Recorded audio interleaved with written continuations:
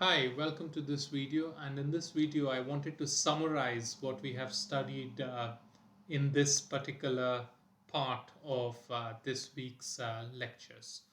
Okay, we looked at a medical instrumentation system and we said uh, the main part of the medical instrumentation system actually measures something, let's say, from the human body using a sensor. The sensor output is then uh, conditioned in some way, given to an ADC, and the this digital output of the ADC is then processed by some signal processing to derive appropriate parameters which drive the output or display or something of that kind, right? And we have been looking at the role of the signal conditioning circuit. And what we want for the signal conditioning circuit to do is take the sensor output and give a signal such that it fits the range of the ADC.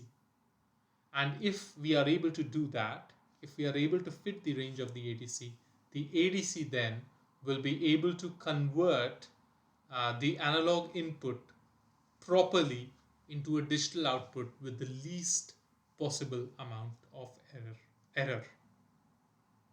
Uh, Hopefully, this makes sense, and hopefully, this gives you some insight into how we can specify our signal conditioning circuits, right? So, when we are trying to design our circuits, we are not just designing our circuits if uh, in terms of if somebody else tells us, okay, design a circuit that does this particular function, and you just make it.